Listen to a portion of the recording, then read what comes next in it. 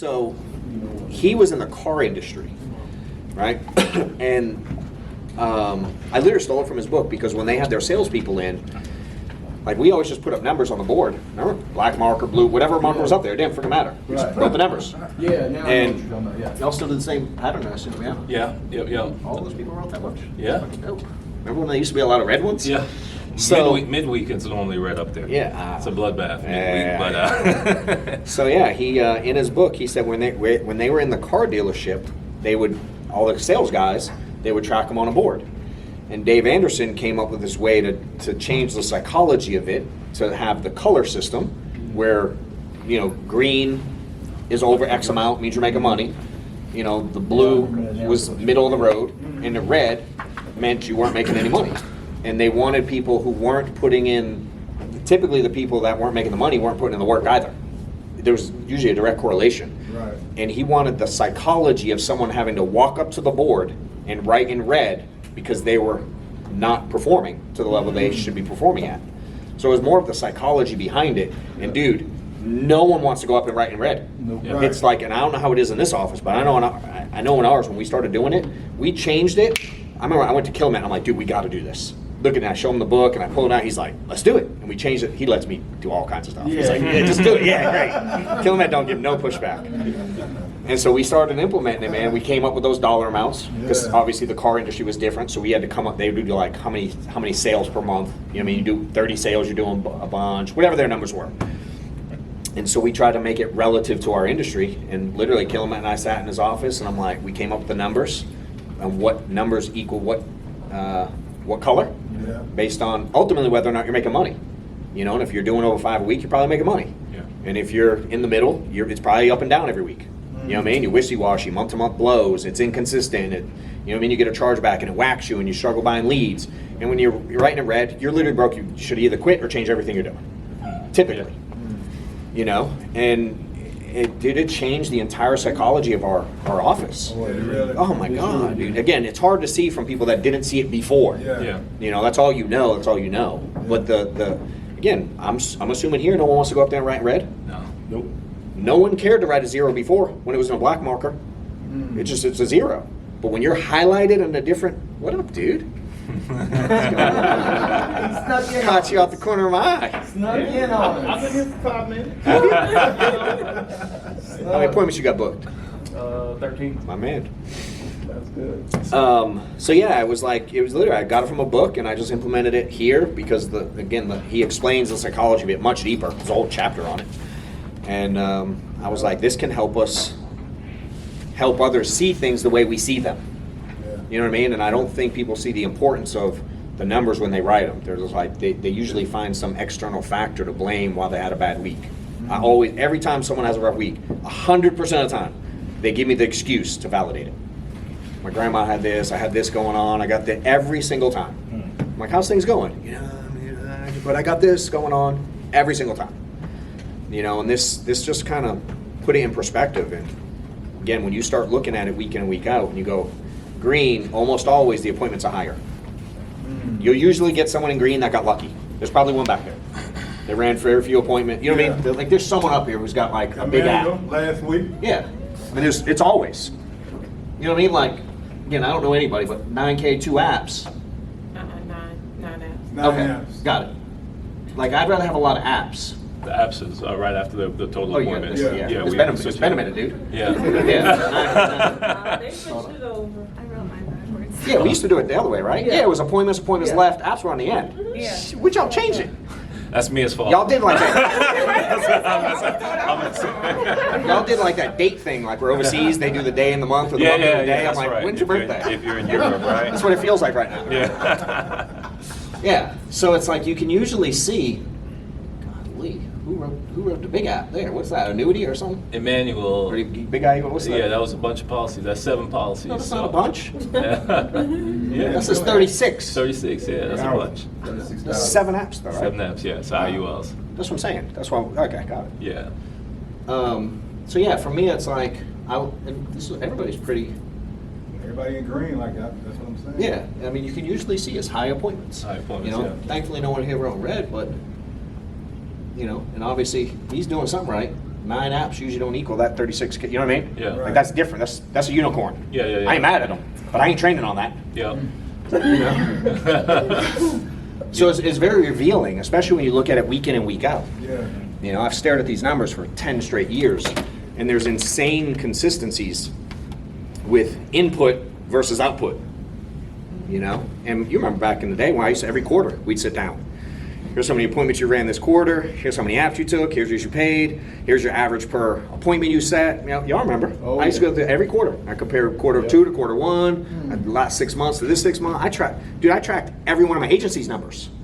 Not just mine, I tracked all their numbers. Y'all remember how many times? We went through that a zillion times. Yeah. And what it takes when you book an appointment, Yeah. to the amount of money you would write. Yeah, we'll Yeah. talk. Well, I want to talk about that Yeah. because you helped Terry break it down. But let me back up and give you a proper introduction because not everybody here knows you, especially everybody on Zoom. We got talking about numbers. So, Yeah. John Wetmore, man, I've been working alongside this guy in business now for 5 years. As long as I've been here. When I came into the business, you were here. And one of the things that I love, one is your work ethic, and then your ability to coach agents and help them, you know, kind of have light bulbs go off on what they need to do differently in their careers to be able to have the success that they're looking for.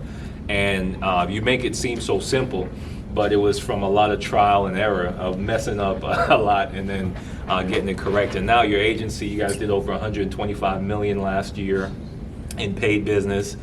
I think over 2,000 agents, if not almost 3,000 agents, you know, that are actively, you know, as we call it here, unique riders every year. So Year, a lot more. Oh, yeah, a lot We more. got about 1,500 a month. 1,500 a month, yeah, and over the We had over 4,000 last year, so. 4,000 last year, unique riders. Multiple integrity partners within your agency. So definitely somebody that understands this business, what it takes to have success, and coach people on how to be successful in this business. So first of all, I appreciate you taking some time out. I know you're busy jet setting the world and doing conferences and everything, so I'm very humbled that you decided to hop in on us. So appreciate you, bro. Yeah, give it up for John. So this is kind of like a fireside chat. That's why we're kind of huddled together opposed to a conference room. It's like, hey, want to pick your brain. It's like old school. It's how we started. Yeah, 100%. You I just sit like up front that. and I talk. like Just sit up that front and feel. talk. Yeah, I like that feel. We used to call it hot seat back in the day. Yeah. So you're in the hot seat now. I'm all about it, man. I can handle it now. So, you know, well, a bunch of people don't know your kind of insurance background and how you got started. So touch on that real quick, and then touch on the starting of Family First Life, when that all started, and what your experience was there. Yeah. Because you were here when the company started, like the Dude. $600 million behemoth that we are. You were there when it was like $0. Man, it was a disaster at the beginning, dude. It was just a bunch of train wrecks, man. And I take no credit for being any part of starting it. I was just here. You know what I mean? I had nothing to do with the beginning of this company at all. Yeah. I was in depth. I was 4 in depth to Killamette at the time. I didn't really know him at all. I knew of him. He was doing the meetings like this, but him and I we didn't have a relationship yet. I saw him on the Wednesday night meetings in Atlanta. You're the only one that was there, I believe. I don't remember when Alex started coming around. He was around pretty early too, I think. Yeah. But you used to go down to that hotel. By the airport, right? Is it the one by the airport? No, there was a different one before. Oh, There's been quite a few. Remember we used to go to that thing, what they call that thing at night we used to go to? Night Owls. Yeah. The Yeah. Were you here for them? No, I You heard talked to about it? Mike about it. Got it. Yeah. And at the time, you know, we used to do it. We used to go to, where's that place we used to go? And we'd go there because I think it was like after 9 or 10 p.m., the appetizers were buy one, get one free. Yeah. So that's why we went. It's Ruby Tuesdays? Yes. Ruby Tuesdays. Yes. Yep. We used to all go into Ruby Tuesdays with our little coupons that said buy one, get one free. Yeah. And you know, me and Jeremy were split like buffalo wings, and Yeah. I mean, it was an interesting beginning to this industry. To back up a little bit, I was in the accounting world, corporate world. I did accounting, like accounts payable, paying bills, stuff like that. Funny enough, I worked with Desiree back then. We were at the same disaster of a company together. I don't know how long she was. Yeah. Did not know that. Yeah, I didn't we either. were. I was there I don't know how long we were together, but I was there 4 years. We were I think there. I was there before you, wasn't I? Yeah, you were there a little before me. Yeah. And you were there much after me, weren't you? I was there much after. Yeah. Yeah. So we were at this lovely company together Great time. that had a lot of problems, and I just couldn't take it. I was there 4 years, and I started insurance. Jeremy, many of y'all know Waller. I was with him in the mortgage business. I hired Jeremy in the mortgage industry pre that place.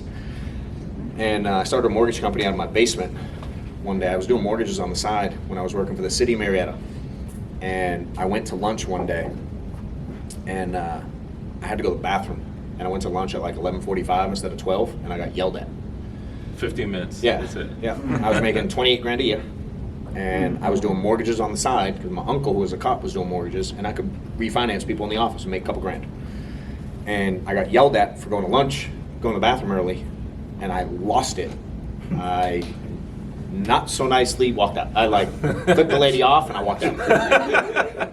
So I had to go home, tell my wife. I'm like, at the time, before Stephanie and I knew each other, and I was like, yeah, so I just quit my job, and by the way, I'm starting a mortgage company today. And I just, in my basement, looked up how to start a mortgage company, and at the time, there was no licensing back then. Oh, wow. You could roll out of bed and be a loan officer, and if you wanted to own the brokerage, you just apply. $75, you get a mortgage broker license. Wow. Back in the day. So I was like, cool, I'm doing it. And all the people that I learned how to do mortgages with at this little mortgage school, they paid us 50% of the commission. So I called them all, and I like, I'll pay you 75%. And that's how I started my mortgage company. That's right. So I took 25% rip on the loans they were already doing, because we were all refinancing at the time. It was super easy. And I ran a Craigslist ad to hire more people, and one of those was Jeremy Walling. Okay. So Jeremy came and worked for me at the mortgage company because I offered him 75%. It was more than he was making at his other place. Yeah. So that's how I met Jeremy. That lasted 9 months, and the economy fell apart. Okay. I always joke, it was the first time I ever made money in my life, was when I was doing mortgages. But it was only for literally well under a year. But I lived like I signed a record deal with Jay-Z. And when the fountain turned, was anyone in the mortgage industry back then? Like 06, 07? Yeah, I Yeah. remember. I did only subprime and 100% investor loans. When it turned off, It was like stopped completely. everything turned off in one day. Yep. It's not like it kind of slowly went away. No. It turned off one day. So the loans you had pending, there was no more loans. Like 150 banks went out of business, like within 4 days, it shut off. Wow. So I had 2 houses because I bought a nice house that I couldn't afford. Just in 9 months, you upgraded your lifestyle. Yes, dude. Yeah. Dude, I bought like a $300,000 house at the time in That's in expensive at that 06. time. Yeah. It was like a 5,000 square foot house. I bought I got a brand new Tahoe, got it 2-tone, custom painted, big rims, the whole deal, dude. And dude, I was making maybe 10 grand a month. Swear. So 9 months, everything turns off. Wow. So 2 houses taken away. They took the Tahoe away, filed bankruptcy, got divorced. And Country song right there. yeah, yeah, that was, and that's when I met Steph. Oh, That's wow. that, At the right, bottom, at the bottom of that. right, like the week before it fell apart. I met Steph. Wow. And so yeah, I went and I moved into like one of these like off 20, Interstate I-20, Yeah. right off. Efficiency. Yes. The home to suites type Yeah. deal. Yep. Yeah. Yep. Extended stays. That's what they are. Yeah, it was like one of the where the doors on the outside. Yeah. Yeah. So I was staying in one of those, and then got an apartment right after that. Like a few months, I was there for a couple months, and like Steph. Was you smoking too? Was you smoking? Smoking what? Yeah, cigarettes? Nah, I don't ever smoke cigarettes. I don't smoke cigarettes, bro. Other stuff, but not No, cigarettes. no, hey. As an attorney, keep moving. Yeah, right. So yeah, Steph, Thanksgiving of 07, Stephanie brought me Thanksgiving dinner to the Efficiency Lodge. Wow. Yeah, she packed it up, brought me dinner. And the beginning of 08 is when I started working at that place. Yeah, that place. Yeah, that place. It was at Sposadel. Y'all ever heard of it? Yeah. A lot of people know of it. It was pretty popular back in the day.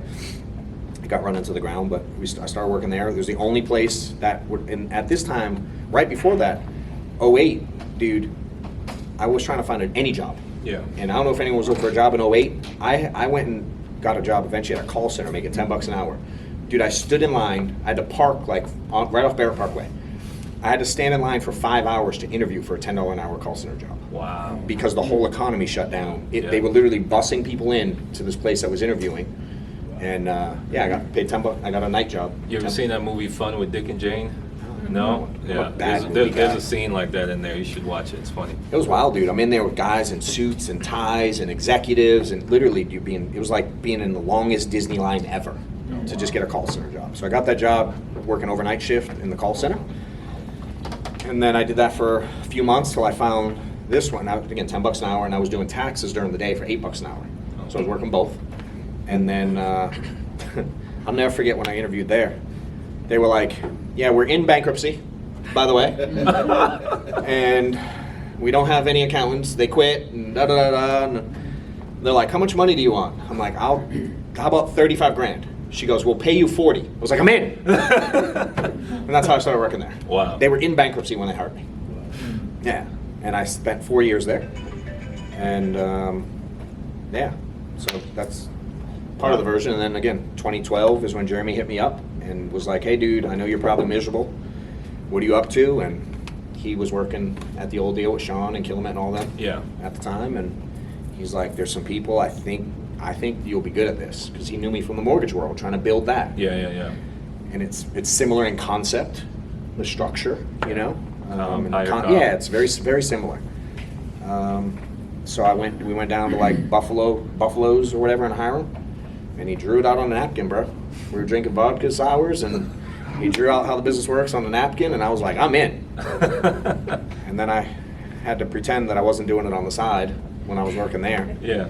It's working from home. Yeah, I was like weird about it. Yeah. I wouldn't tell them like, yeah, I might do mortgages again on the side. I was like really weird about saying I was in insurance. I wouldn't tell them. Wow. None of them knew. None of them had any idea what I was doing. Why? Why were you? I don't know, dude. I'm not sure. You didn't think it would work, or?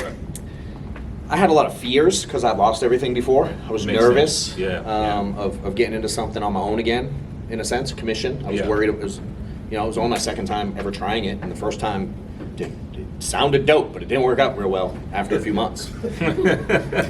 So I was nervous. Again, I had 5 kids at this point. Steph was making the money. She was helping pay the bill, like child support and stuff. I was making 40 grand. She was Wow. making like 60 probably at the time. You're making 42 grand.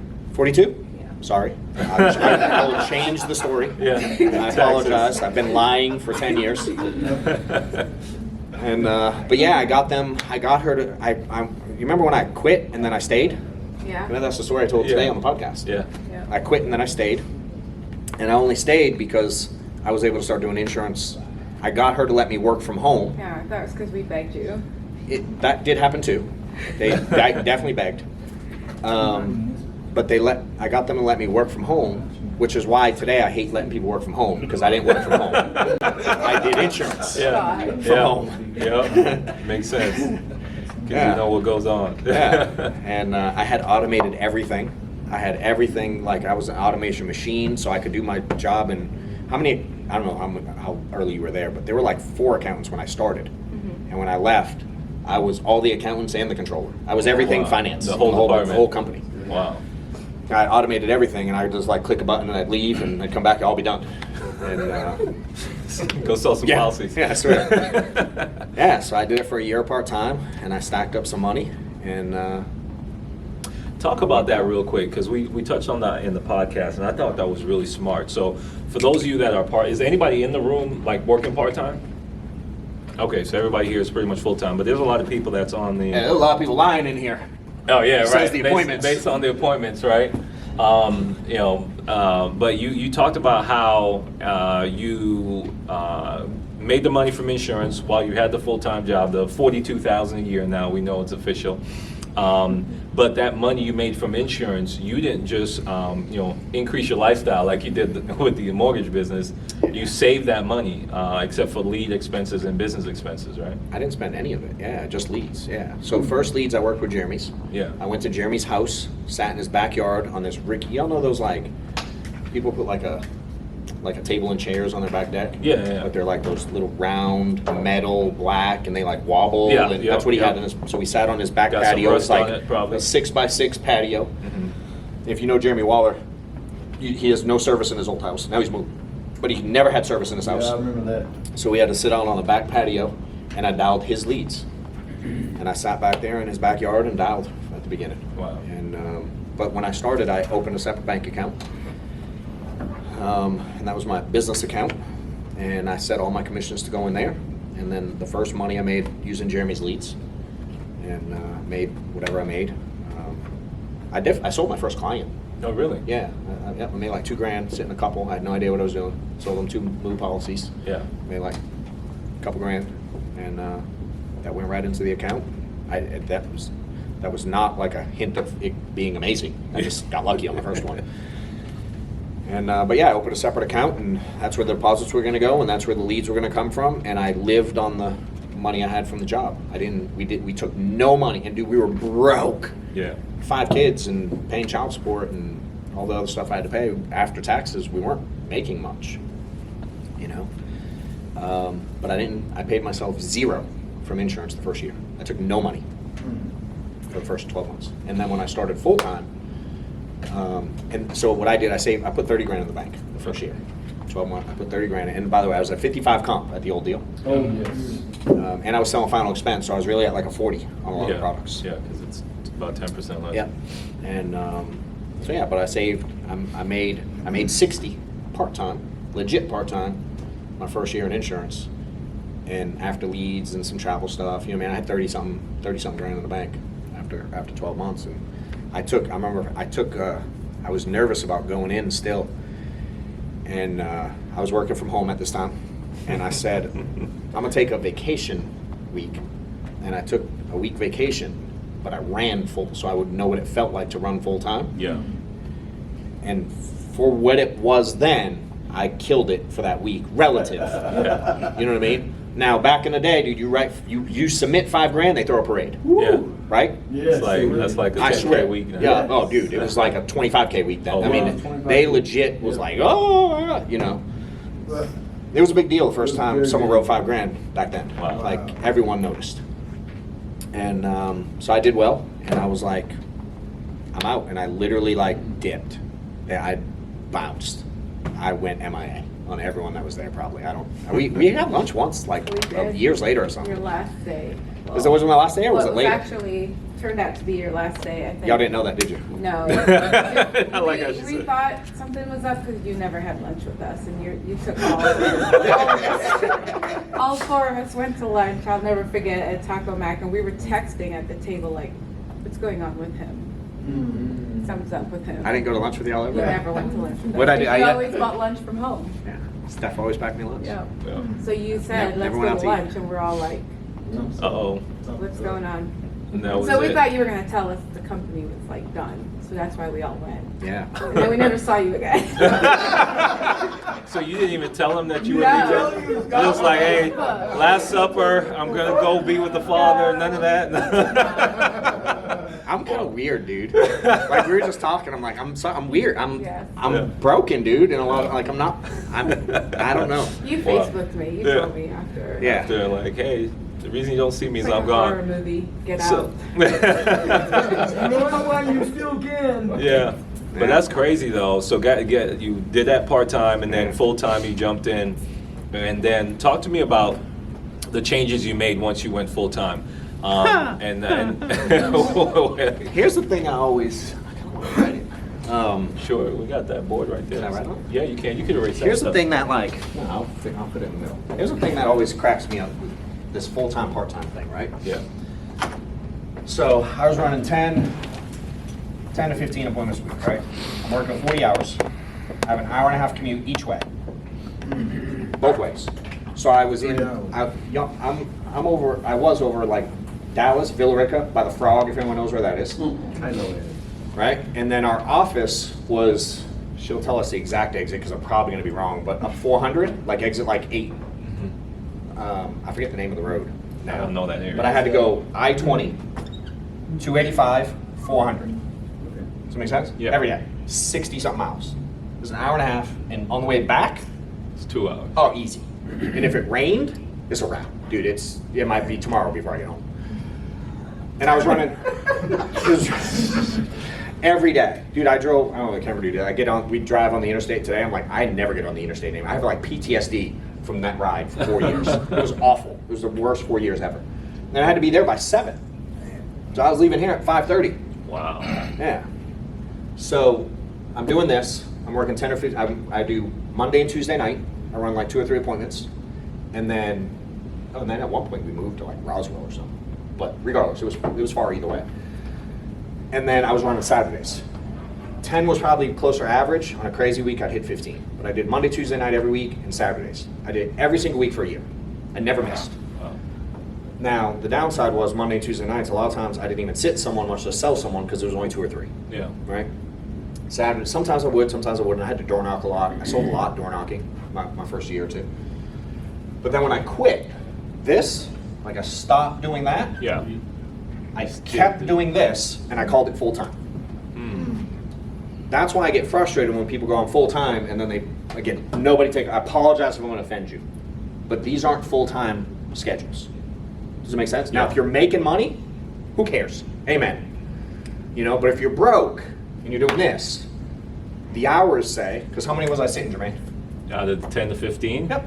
Probably 8 to 12 if you got lucky. Yep. On that day, it'd be 6. Yeah. You know what I mean? 6 to 10. Yeah. How long am I with the average person? An hour max. That's being generous, because I wasn't selling them all. Oh, that's true. So 45 minutes. Yeah. So even if it's an hour, Yeah. high side is 10 hours. Yeah. Couple $100 a week. How long does one take? A minute. It's 3 hours dialing. All the other stuff, you count it to make yourself feel good, like I did. Yeah. I'm calling carriers, I'm on a training, I'm doing this, you know what I mean? All those Yeah. things we try to validate that we're full time. In the first year, this is what I did. And I did okay. I mean, I made decent money relative to my Full entire time. life. Yeah. You know, I cracked 6 figures my first year. But that's not life changing. You know what I mean? There was a lead expense there. I Yeah. probably netted 70, which for me was good. Yeah. But I had a realization that, and I'm watching people do triple, quadruple that, and I'm like in awe about how amazing they must be. You know, and I'm like, in my world, when I said the call center and I did warehouses, I got timed, which we were talking about, I got timed on jobs. And I started looking at this thing, if I were timed, and the only way you're making money is calling people and sitting in homes. Yeah. There's no other way to make money in this business. All the other stuff don't make you money. So for me, I decided I was going to do 40 hours of timed paid work, Yep.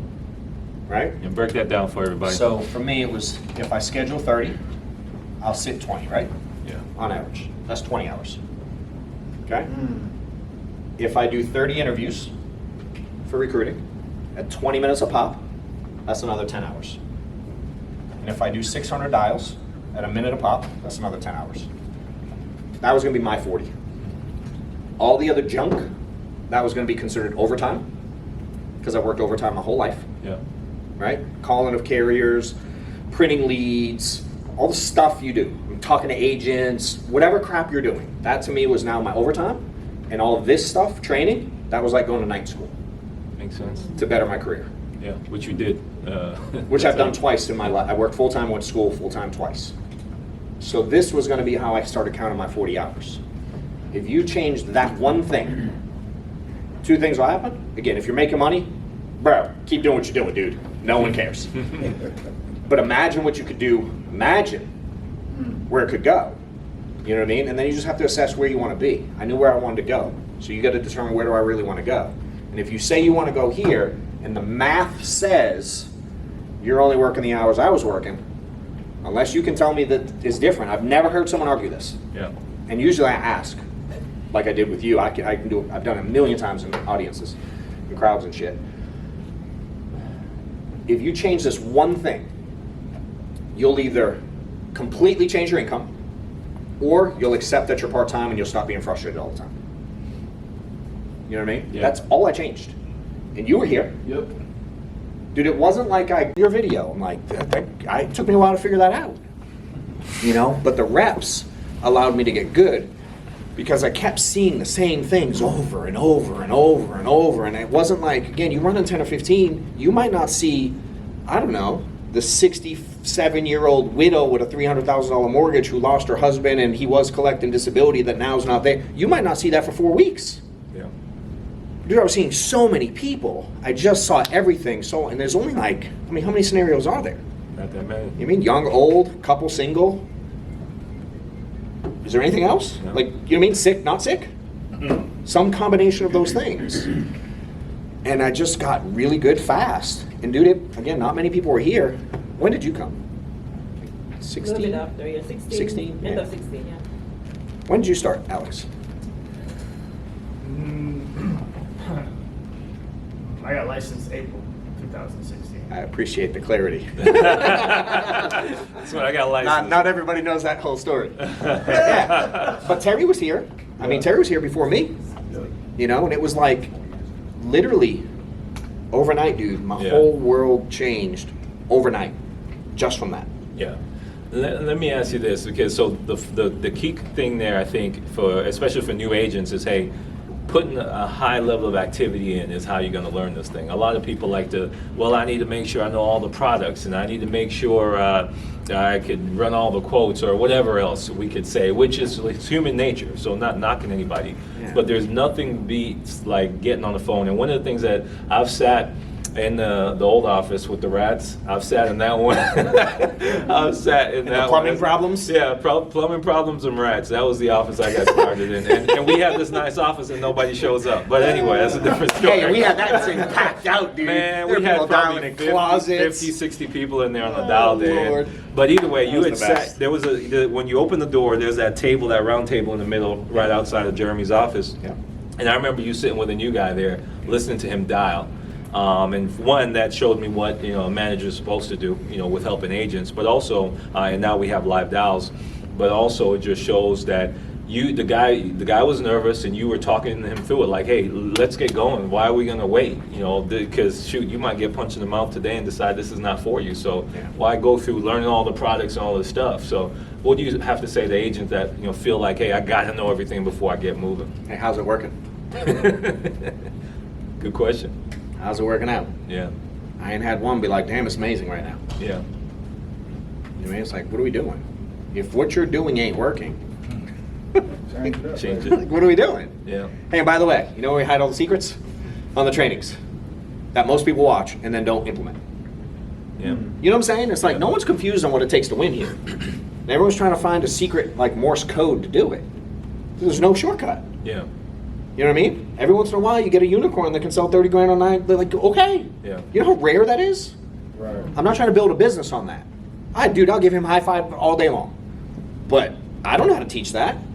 Hell, he may not know how to teach it. I don't know. Yeah. So it's like, dude, I went from nothing to a little more than nothing. And I did it very simply. And I wish people would stop overcomplicating it because it's not complicated. Is it hard? Sure. There's going to be hard times. You know what I mean? Is it mentally challenging? Yes. But so is life. Right. Being broke's hard. Being broke's mentally challenging. Being broke's miserable. You know what I mean? Like, why not change it? Yeah. And it's like when you do more, you get more stuff. Yeah. You get more no's. You get more no-shows. You get more chargebacks. So it's like, how can we build this mental strength? Like Mark talks about building that thick skin. Yeah. You know what I mean? That's where it's at here. Because when you understand the game, this thing ain't complicated. True. But most people aren't playing the game. They're getting in their feelings. You know what I mean? It's like they want it to be perfect. I'm like Maddox is 10, and he's in football and baseball right now. Like, in the professionals, like the best of the best, if they get 10 at-bats, dude, the phenomenal ones get 3 hits. Yeah. They get out 70% of the time. Right? Yeah. And you can do amazing in that career. Yeah. And everybody understands it in that world. Maddox is 10 playing baseball. And they strike out or they miss a ball and they start crying. What do we have to tell them? How's he going to get better? Is he going to get better by watching them on TV? No. Do you think? No. No. Is he going to? Now, I know I know baseball like I know you pitch, I know you hit the ball, and I know you run the bases. I have no idea what to do with your elbow and your knee and your shoulder, and I don't know the like fundamentals. Yeah, technical. At all. Zero. So when I'm out there, now if Maddox asks me how to pitch better, dude, I don't answer him. I'm like, I don't know, that's coach. Yeah. I take care of the dugout. I have 5 kids. I know how to take care of kids. I know how to keep them in line. I know how to make them sit down. I know how to motivate them. So I run the dugout. That's my job on the team. And then when the coach calls like water break, I play with the kids. Like they like me to throw the baseball and let them make a diving catch, and like I entertain them. Yeah. That's what I do there. I don't teach baseball at all, right? Yeah. Because that's not my deal. And unfortunately, a lot of people here are asking for help from people who don't do this right. They don't know the technical, fundamental pieces, but they're comfortable talking to them. Yeah. You know what I'm saying? Yeah. It's like, why? It's comfortable. Yep. It's easy to talk to your buddy who's struggling too, because he'll validate for you why you're not having success. Powerful. Where if you come to me, I'm gonna tell you you're part-time, and you don't want to hear that. You want to hear some magic trick, or this lead vendor's the one. Shh, it's this one over here. Like, what are we talking about? Yeah. You know what I'm saying? And what I was telling you in there, like Maddox, you know, he's 10. He wants to be a baseball player. That's what they want to do. And right now he's playing baseball and football, so we'll go to baseball. We went to football practice. His first time playing football. He'll roll out of bed, he's pretty good at baseball. Yeah. Football, he's never played. He's not he's not great at it. So he's getting his butt kicked. Y'all know the difference between football practice and baseball practice? They're very different. Yeah. So his first time doing football, he'll have a 2+ hour football practice, and we have to immediately leave and go to baseball practice. Oh wow. 30-minute drive. So he's like sweating his brains off, he's sore, he's crying. What's up, girl? Get here when you can. Everywhere you go, I mess with you. Yes, I'm sorry. coming. I love you. You know, but I'm having, like last night he cried. He didn't want to get out of the car and go to baseball practice. And I'm like, dude, you want to play 2 sports, bro, it's hard. Yeah. You're going to have to learn to do hard stuff. Right. Suck it up, put your pants on, and get on the field. Yeah.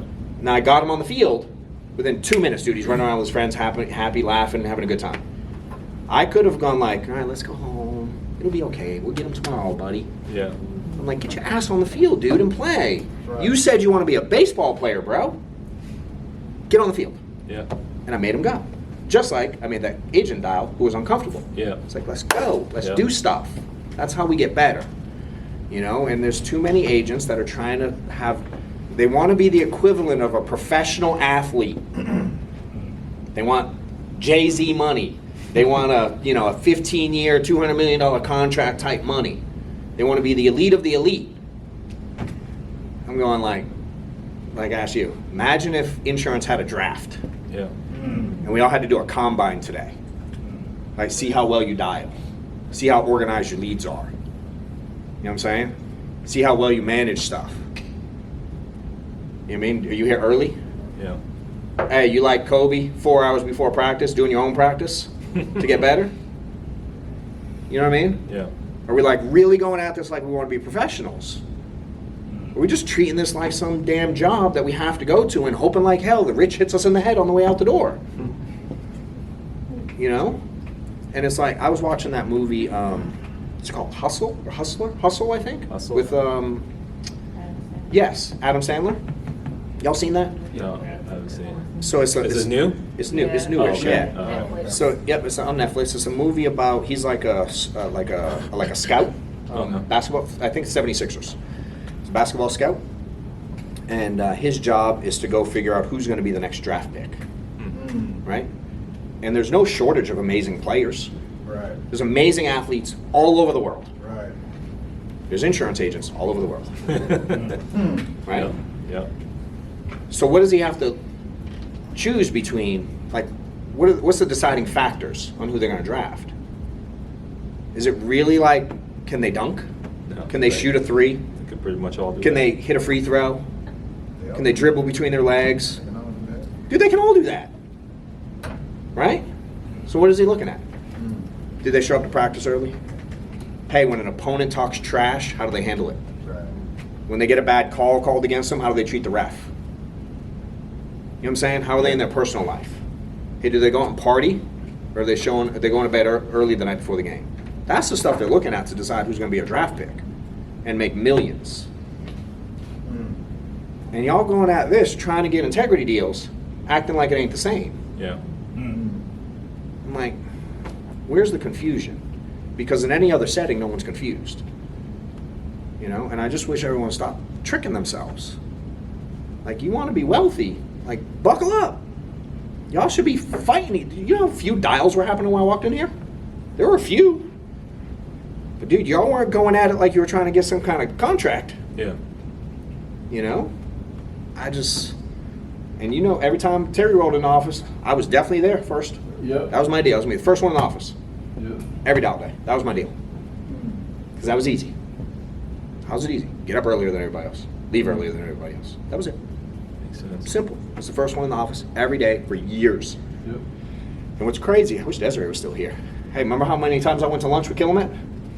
Dude, I stayed in my office and dialed all the time. All the time. Doing insurance stuff, I was still packing my lunch. I still stay in my office dialing if I didn't have my appointments. Now, I wanted to go to lunch because I wanted to get educated from him. So then my goal was, that's when the get in early was, and that's when I started doing like $60 per hour for me. Oh, wow.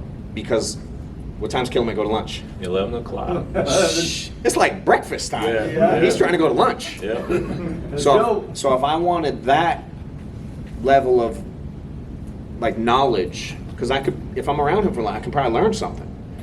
But if I don't take care of my family first, so I had to figure that balance, and I wanted both.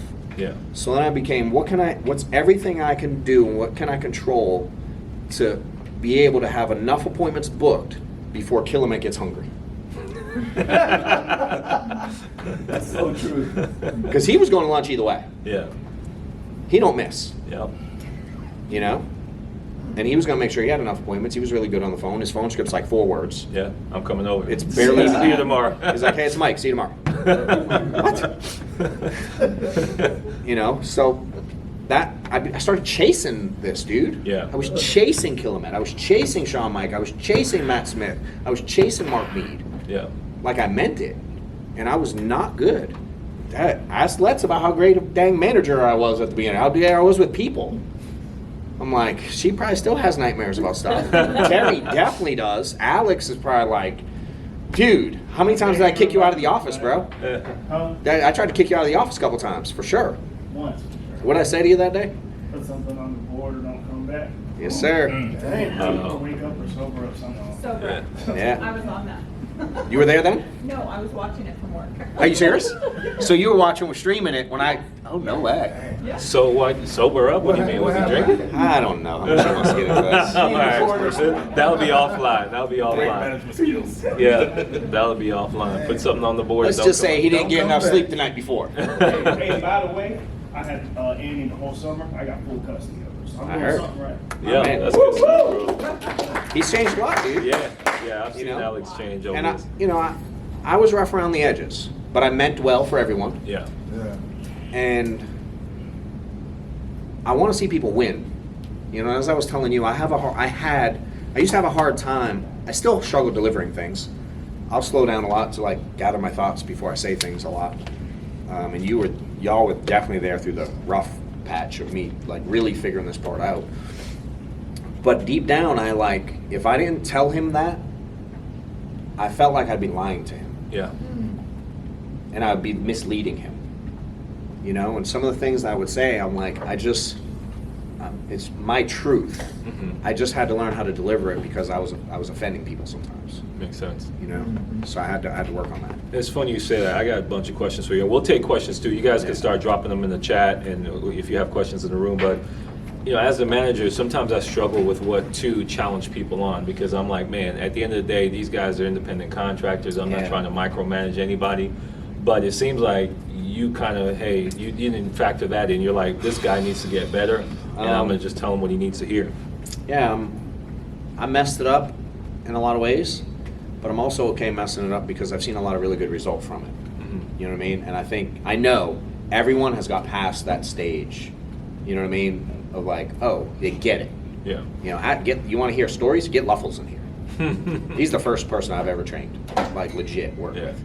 He'll tell you, y'all will be like, oh, dang, I had it easy. I was brutal, that kid. Yeah. You know, but he still to this day thanks me for being honest with him. Yeah. You know, we laugh about it. Well, he's got a great office over there in Yeah. Yeah. Greenville now. Yeah, so it certainly changed over time. I think early on, I challenged everybody all the time to have the same vision that I had. Yeah. You know, I challenged everybody to 30 appointments a week. I challenged everybody to hit Hall of Fame. I was like rabid about it. And if you didn't do that, it was like, I was very all or nothing kind of guy. Makes sense. Which again, had its benefits, certainly. But it had its flaws. A lot of people quit. And even some of the people that it was truthful to didn't like it. Yeah. I don't regret it because I learned a lot about me and people.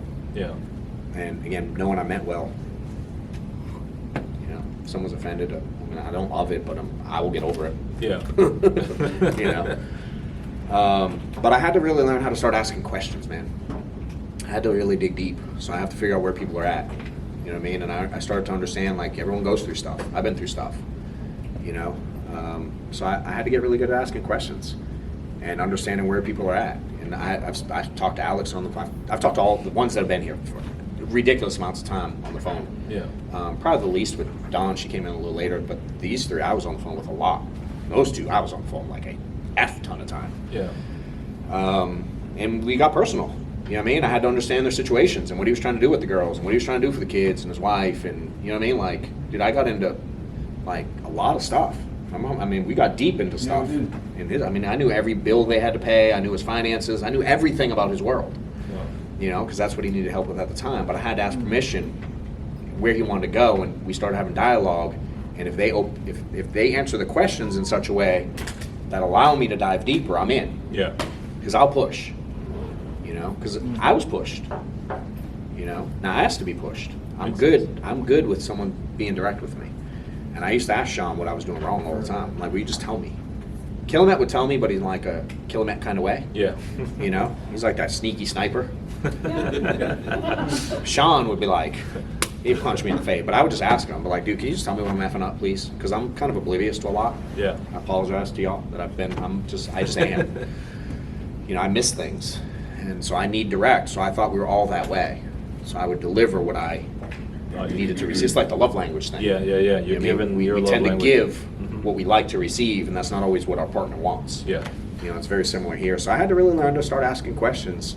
And for me, the simple way is understand where people are at, where they want to go, and what they're willing to sacrifice in the middle. Because if, like, y'all want to go to the same spot, if you start in the same spot, you will go to the same spot, and she's willing to sacrifice more than you, who's going to win every time? She is. All day. Yeah. In the long run, all day. You know, so that became important, because if she's not willing to sacrifice, I had to be okay with that. But my truth is, I had to explain to her what the difference is going to be. I mean, if she's not willing to work weekends and you are, it's going to be a bumpier journey for her. It's going to be more inconsistent. It's Yeah. going to be harder to accomplish. It can be done, but it's going to be different.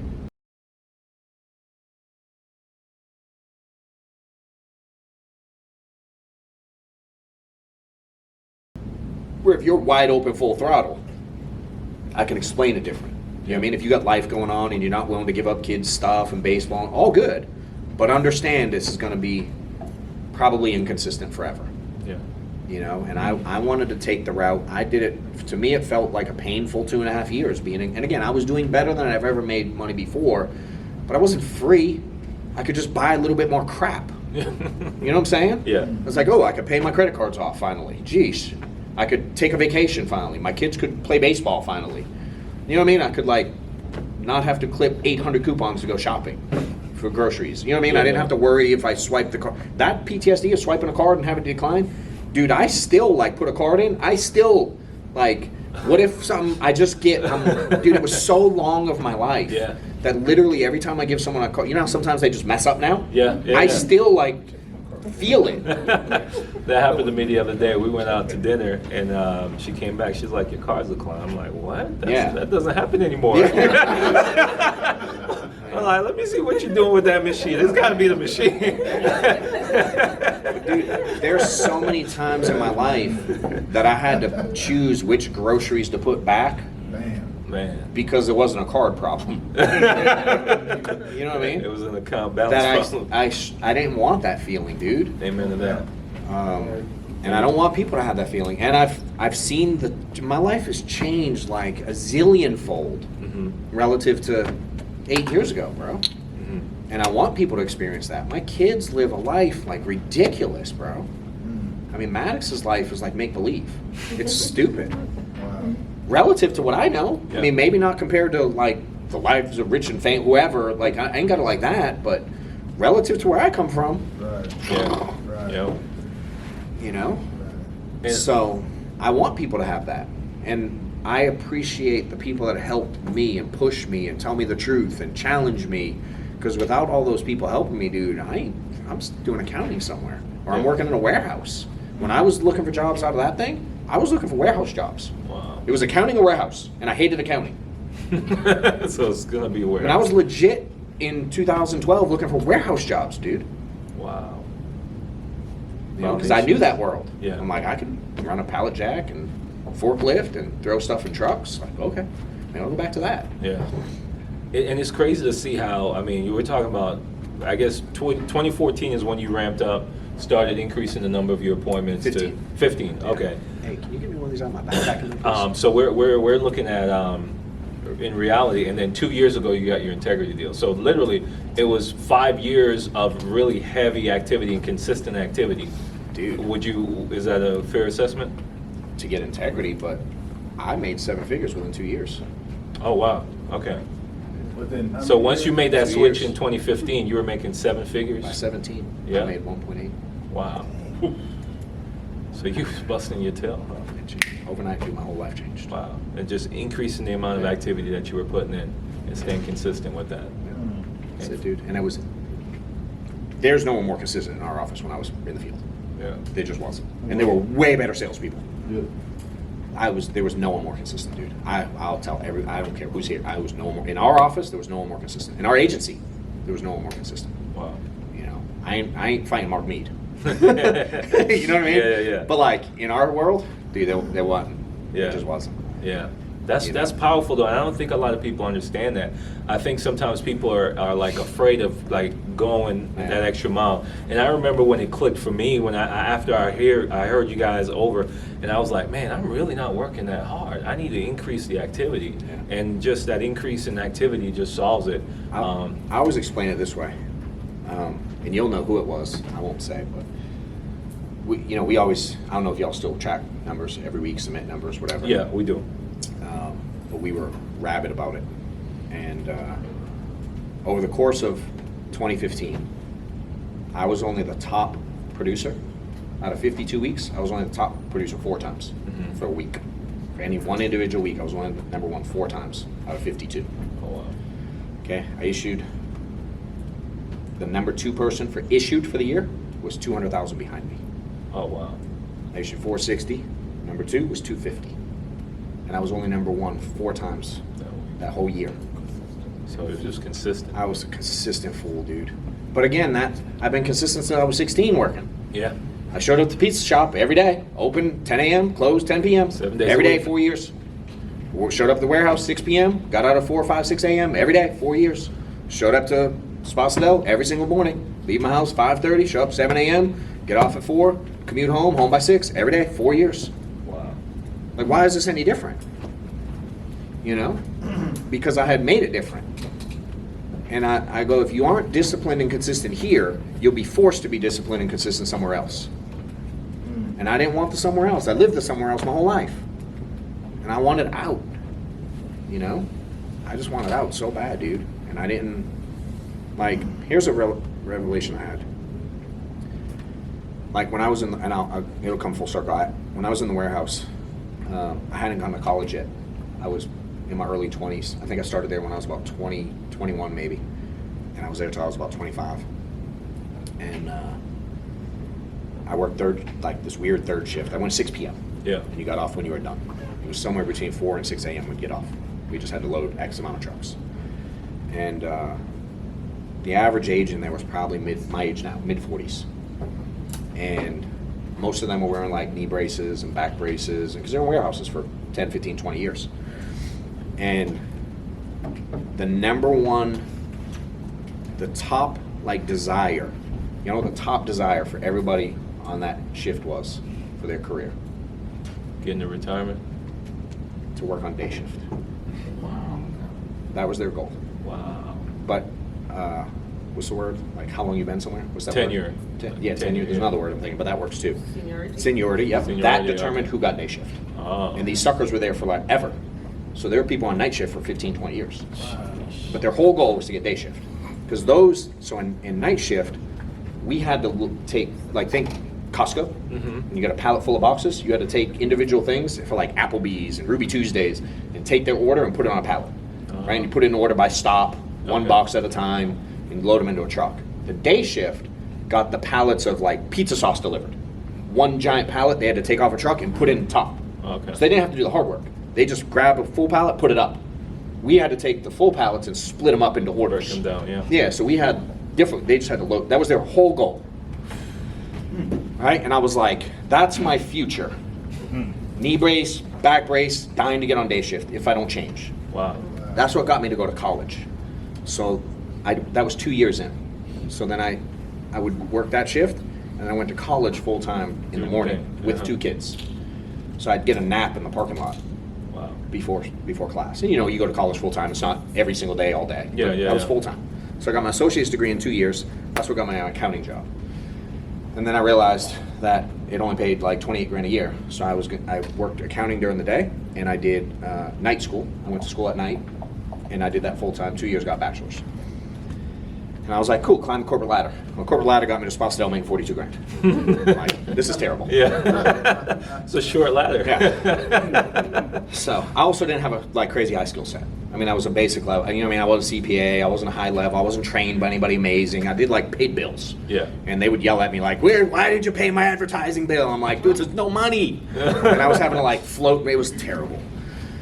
So I get into this, and I'm out there running mediocre, you know, and wishing for more. And think about the average home that you go into, right? Think about what the average home looks like, what it maybe smells like, what the client lives like, the attire they're wearing when you get there. Does that make sense? Yeah. Yeah. How nice a lifestyle they appear to live, their vehicles. Think about their main source of income, especially as you get towards that final expense type appointment. Yeah. Main source of income. Social Security. What Social Security, what disability. the average income is. Yeah. The same thing clicked when I was in the warehouse. If I don't change something, that's my future. Wow. I was like, I ain't doing that. I ain't your guy. I ain't doing that. So you're just willing to do whatever it took to I ain't avoid living- being in that position. I ain't living like that, dude. Yeah. Forever. Just one day it was the same to me, and it was the same. I changed overnight. I'm like, I'm over. Yeah. That's why 40 hours overtime, night school. I'm just going back to what I know. Yeah. I'm just turning it up, dude, to get out. Yeah. You know, Makes And complete sense. I ain't gotta live like that. Amen to that. You know. So, well, I got a couple questions for you, and then we'll take a question here. One of the questions surrounding like virtual sales, and how this translates, because what you're saying makes sense. 40 hours a week, 30 appointments, you sit with 20, that's 20 hours, 30 interviews if you're a recruit and building an agency, 10 hours and $600 to get those 30 appointments. For someone that's doing this virtually, whether they're starting out, have been trying it for whatever reason, what would you say to them, and how to be able to use those same principles to be able to have success? Because I know it's different. It's a little bit of a struggle for me, dude. I see the power in virtual for sure, but I see a lot more flaws in it personally. I look at like what we built. We built a company, and we built a culture, and we built like, you know what I mean? Like there was an atmosphere we had. They don't have the same atmosphere sitting behind a screen. They can get some of this stuff, Yeah. but it ain't the same, because the second this turns off, they're out. Yeah. You know what I mean? It's not the same. So if you're trying to build something big, I've only seen people do it when you can build atmosphere and culture. You know, I think it's insanely important to create that environment and that vibe. If you just want to sell life insurance forever, dude, it's a great way to make a living. I mean, there's nothing wrong with it. It's convenient. You know what I mean? If I had the opportunity to do it then, I would have done it in addition to my 30 in the field. Gotcha. And to be clear, my 30 in the field, I'm gonna say this. I remember when I helped Terry and Alex with this for sure. For me, 30 in the field, if I ran either a final expense or an internet lead, to me, those only counted as a half an appointment because I didn't have the same result. Yeah. You know, is he still talk about that? No, we literally had this conversation like right before this. Because training started. the outcome wasn't the same for me. You know what I'm saying? Yeah. Like, and again, I don't believe anyone leads 5, 6, 7, 8, 10x better than another lead. But if I run 10 direct mail mortgage appointments and I run 10 final expense appointments, I ain't gonna have the same output. True. There's no way. True. Does it make sense? So why am I counting it as equivalent? I'm lying to myself. So when I ran 30, a lot of times it'd be 20 mortgage and 20 final expense. 20 mortgage, 10 final expense, 10 internet. You know what I mean? There'd be some. So I want to say that one. But two, I mean, you can do basic math, dude. You know, everyone I've talked to that does well at virtual has told me it takes more leads, more dials, and it takes more control on the phone. And I've also heard it's harder to build. It's harder to teach. You know what I mean? I'm not confused by that. Like, people are different on the phone and in person. Yeah. You know, a lot of y'all have been around for a minute have heard me talk about it, but the simple analogy is like when I leave here and I hit on 285, if I cut someone off, what's typically going to happen? And What are they gonna do? and I'll give you a finger and I'll tell you you're number one. Yeah. But if on my way home, I stop at Whole Foods and I pick up some stuff for Stephanie, and I'm coming out the cereal aisle, going into the cash register, and almost bump into someone's cart, what are they going to say? Both of y'all are apologizing, even though you almost ran into them. Well, I'm so sorry. People are different in person. Yeah, that's true. You know what I'm saying? It's Oh, just, yeah. people are different. Yeah. So y'all are at a disadvantage not being in person. Most definitely. Just purely human psychology. Yeah. You can't argue that. It's different. Yeah. You know, they can hang up on you. They're more likely to hang up on you and tell you to F off than they are to kick you out of their house and slam you to the door. It's more likely. Yeah. So I like odds. So I always looked at everything, dude, what if Vegas were putting odds on this? And if Vegas were putting odds on me making sales over the phone or me making sales in person, I know which one would have better odds. Yeah. And so do y'all. Does that make sense? So if it were me, instead of sitting around watching football on a Sunday, like I did, because I didn't run a ton of Sundays, it was rare. I dialed on Sundays especially when I was part-time, or when I traveled and ran, when I'd fly to Utah to sell, I'd dial on Sundays. You know what I mean? I wasn't opposed to it. I ran my schedule so tight that I didn't have to. Yeah. But if I could do virtual, I'd have done it instead of sitting around watching football. It'd have been a cherry on top for me. It'd have been extra, you know? And I like duplicatable, man. Yeah. I'm a big fan of what's duplicatable. And no one's proven in the entire industry yet that virtual phone sales is as duplicatable as in-home. What do you mean by that? There's no one in the industry that has the volume we have with in-home sales, virtually. Virtually. It don't exist in the industry. Makes sense. I see what you're saying. One individual, Joe, works. Steve, works. Mary, great. But entire. Name a company that's anywhere near the ballpark of selling what we sell in-home versus virtual. It's not out. You know what I'm saying? So all I'm saying is no one's proved how to scale the snot out of it. So again, if you want to sell, dude, I think it's a home run Makes sense. for extra sales. I think it's amazing. Do I think it's there for building a massive entity? I don't. No. Okay. I just don't, dude. Makes You sense. know, I think it's hard to teach. I think I can't coach people the same. I think I can't have people in the office dialing early. I can't have someone at a table. It's not the same. Yeah. You know, so I think take it for what it's worth. Use it. It's there. It's a great advantage. I love it. But I think people that are doing it 100%, You're at a disadvantage. I believe they're at a little bit of a disadvantage, Okay. man. That's fair enough. And again, name me an agency that has a massive agency that's all virtual. I know there's some doing well, but there ain't any integrity partners done it. I know that for sure. That is true. That should be enough for that case study alone right Yeah. there. So let's talk about this real quick. Tricking yourself to do better. And I know you helped Terry with that. He's kind of the biggest case study we have. What you trying to say? I need to lose some weight? Not, He did not say big, the biggest. Not big in size, but you know. Hey, how did I trick you into making more money, Terry? Give him some way. What do you think? Because you used to tell me that all the time. You used to always be like, "You tricking me into making more money again?" Yeah.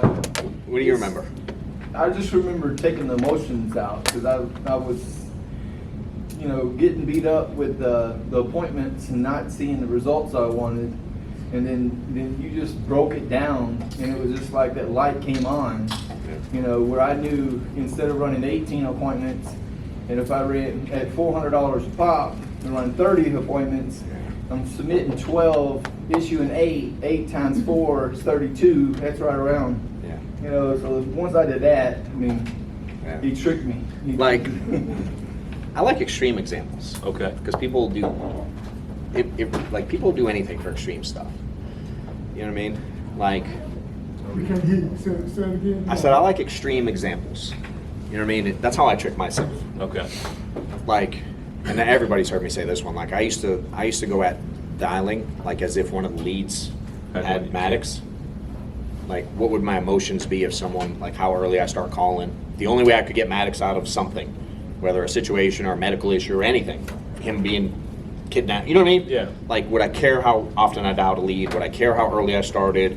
Would I care how late I called? And I'm not saying you should do it at crazy hours. What I'm saying is if you don't care in that situation, to me it says you can control your emotions and it's a choice to be emotional when your child's life isn't on the line. Yeah. I'm just saying you can control it. Yeah. Because if I change the situation, you wouldn't have emotion, right? If, like, I'm out in Paulding County, there's a lot of farms, and there's, like, cows. And you know what cows do on the grass? Yeah. Right? And it smells. Yeah. And it's dirty. But if I hit $1,000 inside of some cow crap all over the field, I'm like, dude, there's at least 50 G's out there. I don't know which load has it, but it's out there. You know how many of y'all would be out there digging through it to find $1,000? Gloves on. Everybody. Correct. And it sounds stupid. Yeah. But I'm like, Gloves but on. hey, but you won't pick up the phone at 7 a.m. and go see 30 people a week. And there's 50 G's in that. And you get all emotional about stuff. I'm like, dude, he's about standing up ready to go to the phone now. And he's like, give me some gloves. That sounds way worse than calling Mary and getting yelled at. Yeah. Right. But look, he's like with a smile on his face, dude. I want to see that smile dial time. Ready? All the time. You know you do. Yeah. Yeah. You know, if I were to give everyone $1 every dial, $1 every dial you made for the rest of the year, and I said you had to be here at 6 a.m. It's the only way to qualify. Hey, do you remember what I made a dial when I first started teaching this? Do you remember the number? When I was part-time, working at Sposadell at 55 comp. Do you remember? What much? $17 per dial. Oh, wow. Oh yeah, he did track that. So you took your issue paid And divided by my dials. No, my Divided by- deposits. Oh, your deposits. Yeah. Divided by the number of dials you had done. Was it a 30-day period you did? Like a month? I did a whole year. You did a whole year. Yeah. Yeah. Okay. I always tracked it. $17 wasn't moving, dude. Wow. And this was when I was part-time at 55. 55. And y'all would be lined up here for $1 a dial. Yeah.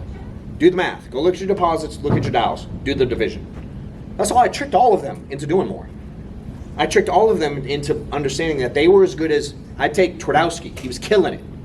And I could look at any one of them and be like, actually, you're better. And I would do the math, and I go, he ran 140 appointments and did 37K. You ran 67 appointments and did 18K. He's doing $302 per booked appointment. You're doing $370 per booked appointment. He just works harder. Wow.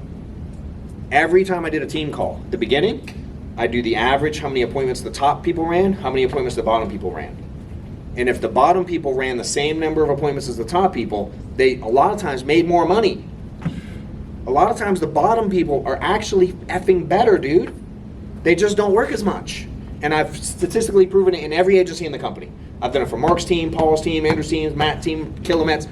I tracked the spreadsheets, dude, and I would put them on the board, and their eyes would cross, but I convinced them all that if you just made appointments, you'd make X amount per appointment. Now, how much do you want to make?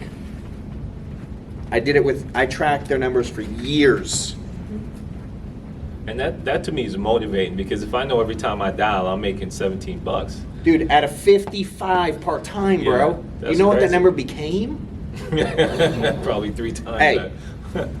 You want to hear something crazy? What's that? People look at like stuff like that, or ROI, profitability. Yeah. You're like, what's my profitability?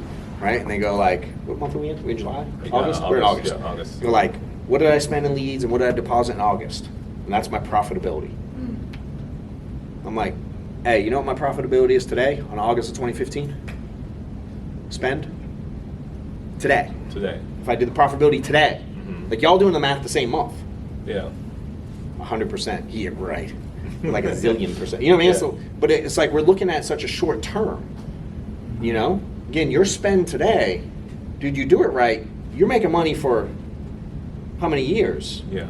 You know, I spent X on recruiting and I only did this. Imagine if I looked at it that way. Yeah, I look at it long term. I spent 450 grand on leads in 2017 and I didn't sell. People thought I was crazy. You know what the ROI is today? The ROI in 2017, I mean, I made good money. But the ROI today, on the millions of income. Wow. Dude, the ROI today is nuts. And people are always looking at it in such a short term. You know, the same thing there. It's like, what do I make per dial? Sure. Do you know what I made per dial if I did the math today? Relative to how many dials I've made in my career? Yeah. And you haven't dialed for 3 years. I haven't dialed for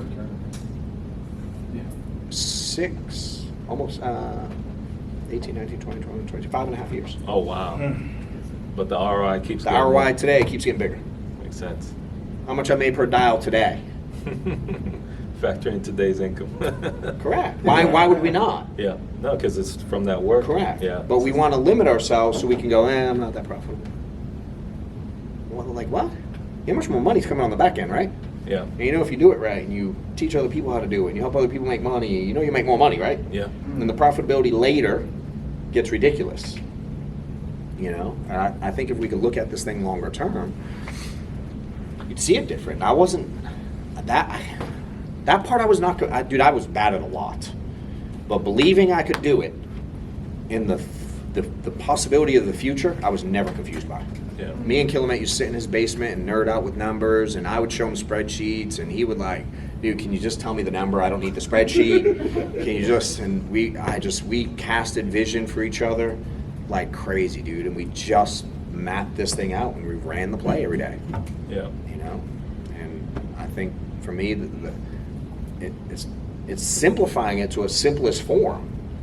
Again, y'all like ready to go through walls for $1 a dial and to dig through cow shit. You know, I'm like, y'all can make millions and millions and millions and millions of dollars if you do this thing right. Yeah. Y'all see Integrity's announcements, right? Yeah. It's not like there's a couple of people that have done it. They're announcing 2 a week. They're all over the world, all over the country. But I met a guy last week at an event. Dude, he's doing 500 million overseas in insurance, and he wants to get in with us. He's like trying to figure out what we're doing because he's the top food chain out there. Oh wow. And he's like, y'all are doing that, and like relative to the insurance industry, FL ain't doing that much volume. If you say how much insurance is sold as a whole, Yeah. How much is that? But just there's trillions of dollars. Wow. Yeah, I mean, there's well over 1 million agents, well over 1 million. I've heard different numbers, but it ain't 100,000. You know what I mean? And we got 6,000 sold the policy last month or something. Yeah. The potential is bananas. You know, like I was telling you, it's like getting into Amazon early. Early. Mm-hmm. You know, y'all excited to get into Amazon now. Like this is that of the insurance industry. You know, and it's again, I'm not trying to be offensive to anybody, but you got a lot of people like dinking around, thinking they're going to get rich, dude. And I was one of those for 2 years, so I feel like I can say it. Yeah. You know what I mean? Right. Because I was doing that, and I had to be honest with myself. And thank God, some people were honest with me and challenged me. And you know, I had a lot of things go right. Steph helped me. I was certainly here at a good time, and had good people help me. But dude, I did the work. Yeah. You know, no one can ever take that away from me. No, you earned it. What questions you guys have? I see one here in the chat, but we'll take one live first if anybody has one. Go ahead. Well, John, so based on what I'm hearing, you're saying if you're really focused on building a big agency, in-home is better than telesales, is that correct? I just think if Vegas put odds on it, I think one would have better odds than the other. Not saying you couldn't do it. Yeah, I'm not saying anything's impossible, dude. Right. And I'm not against it either. Right. You know, I just know that one's easier to teach, for sure. One's easier to duplicate. Now you get advantages doing that because you don't have to. You can sell the whole country. Right. There are advantages to it. Right. You're doing virtual. Have I you am. been in the field? I have, absolutely. Do you agree that in person's easier? But it's different for me because I've been on the phone I had a credit repair business. No, I understand, so- but so, I yeah. don't want to validate. I'm asking you. Do you believe? Yeah. Do you also agree that it's easier in person for the average It is, person? because people are different. Yeah, Correct. correct. You know, Because nobody's and going to tell me I'm. y'all know the bell curve. Yeah. Y'all get that concept, the bell curve. Yeah. I want the middle. What's that? 68% or whatever it is. Right. Makes I sense. want that. Right, You're on one end. I think you're on the further end of the bell curve. right. If you grade virtually or what he's doing, like he's on the far end of a bell curve. You know what I'm saying? Mm-hmm. I don't know how to scale that way. Maybe there's a way. I'm not your guy, and I don't know anyone else that is right now. You know, Makes sense. so I love the idea of it. There's a lot of benefits to it, Right. dude. I just think there's a lot more if you can do, and I don't think it's a. How's Gary Vee say it? It's not an or, it's an and. Exactly. Yeah. You know, I'm not saying don't do it. I'm just saying if you want to build something big, you're certainly going to have to know how to teach the other at the very least. You know? Makes sense. Go ahead. Yes, mine is a question but comment first. Thank you so much. It's always a pleasure having you. For Appreciate it, me, yes. Well, you mentioned something that is very, very important, and I want you to elaborate more on it. When we're looking at our expenditures and all, we're always looking at what we spend this month versus what we make. And you actually, when you just said something now, you actually lighted a bulb in my head that we are Yeah. looking at it wrong in the sense like if you're building a team, if you are in insurance as a whole, you should have a long-term goal, and the expenditures you make today may not even yield anything right now, but a bigger picture down the road.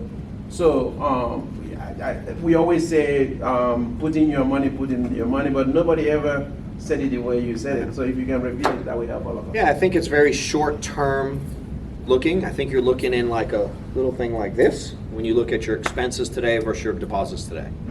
I just think it's a very short-term window, you know?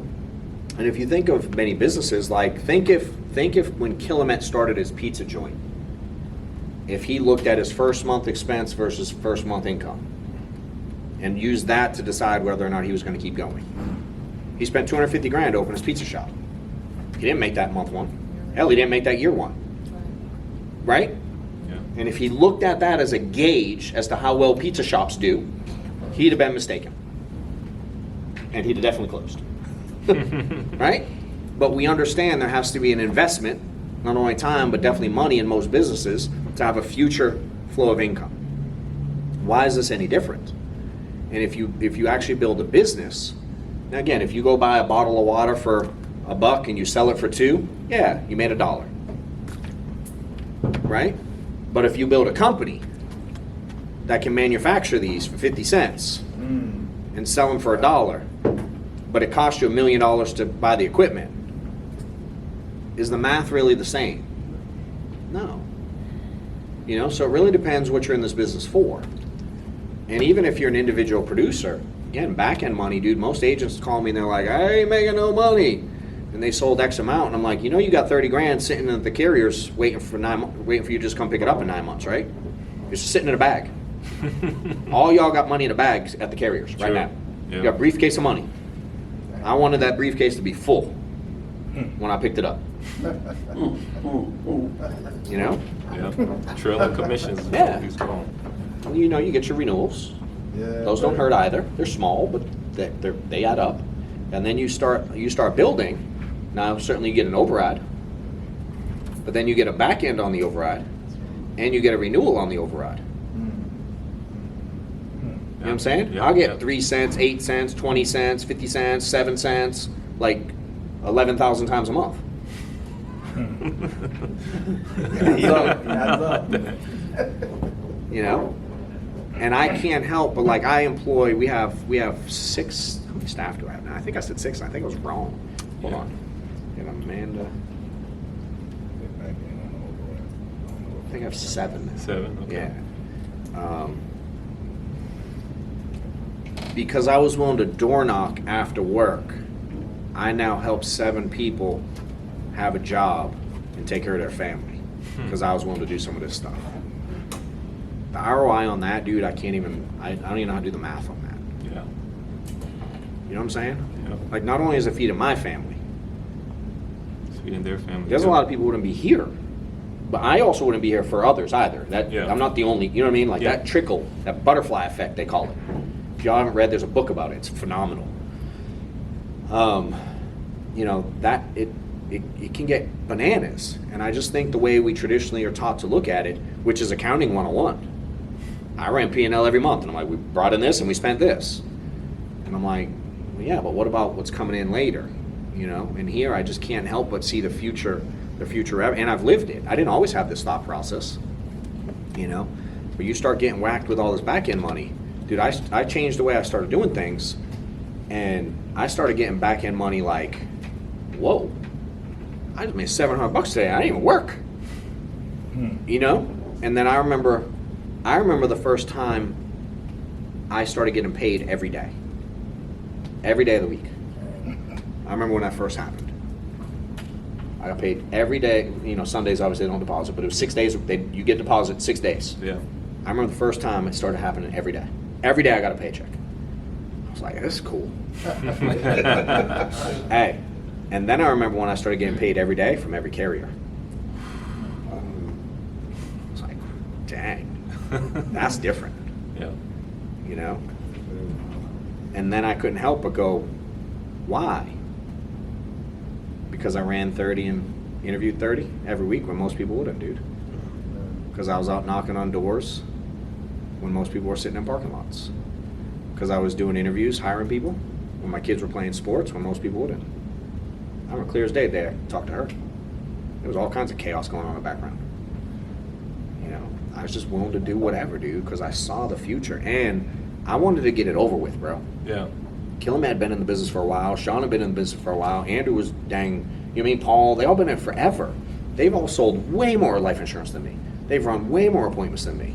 And I wanted to learn from their mistakes. I'm like, they drug this thing out forever. I wanted to condense it. I mean, I've been out of the field longer than I was in the field now at this point. You know, I was only in the field under 5 years total, including the part-time year. Wow. You know, I wanted to, when I turned it on, it was only 15, 16, and the first barely 2 months of 17 or something. I sold like 30 grand in 2017.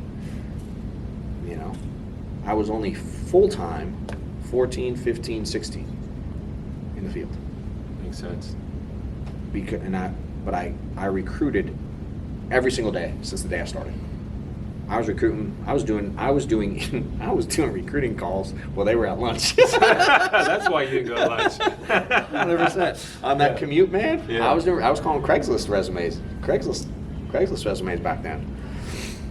You know, I was in my office with the door closed. I was doing dials while I was in there. I was calling carriers I used to ask like all kinds of medical questions because I was nervous. Yeah. And I used to like call the carriers and I'd be like, hey, Mary has this, this, and this, and this. Will she be eligible? And what will the pricing be? And I'd price it out and I'd underwrite it. I'd do the whole thing before I even went to the house. I was a disaster at the beginning, dude. I was so over analytical. Yeah. And I got to a point where I simplified everything, dude. Then Killam helped me so much with that. Yeah. So I use the analytics to figure out how to do more and how to do it simpler. Where most people are very analytical and it slows them down. I use it to figure out how to get more done. How do you get over that? If you're analytical and you tend to overthink things and get too deep into the minutia, how do you reverse that to look at things more simple and take action? That's hard. That's a hard one to answer, man. I've always been a way where I analyze things, how to do more. I'm built that way. Hence the automations. Yeah. I'm always analyzing things to figure out how to get more done in less time. I'm wired that way. Simplifying things, honestly, Mike and Steph have helped me with that the most. Okay. Stephanie, like, we'll do something where, like, I don't know, we want to get that camera off that mount. Dude, I'll have like the whole thing taken apart. I'll have like unscrewed the legs, and she'll be like, "No, there's a switch right there, dude. Just pop it." You know what I mean? Like, I'll find a way to make that complicated. Yeah. By default, where she'll like look at it, and we do it with all the time. Build a crib, right? And I'll build the whole thing, and the leg will be on backwards, and it'll make the last piece not fit. And I'm like, God, I'm like, throw it against the wall. Like, I get stressed out, and she's like, she's very simple, man. And her and Killamet have helped me.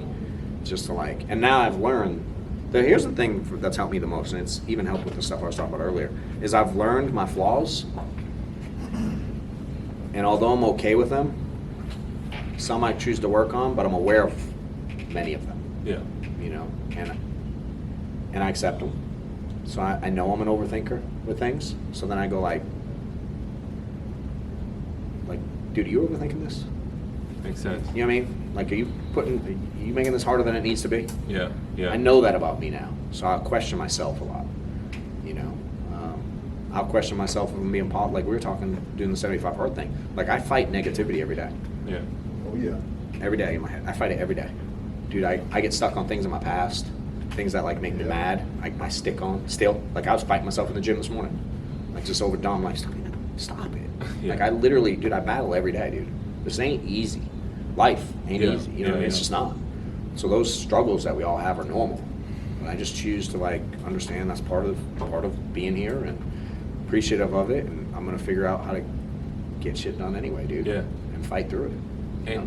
And speaking of questions, so if somebody's either watching online, here in the room, wanting to take their business to the next level, what are some of the questions they should be asking themselves so they know, okay, what I need to change? Because I'm sure you had to sit down and say, okay, probably what do I really want, and what do I need to change, and what areas, who do I need to talk to, who do I need to get involved because I'm married or I'm in a relationship. So what does that look like?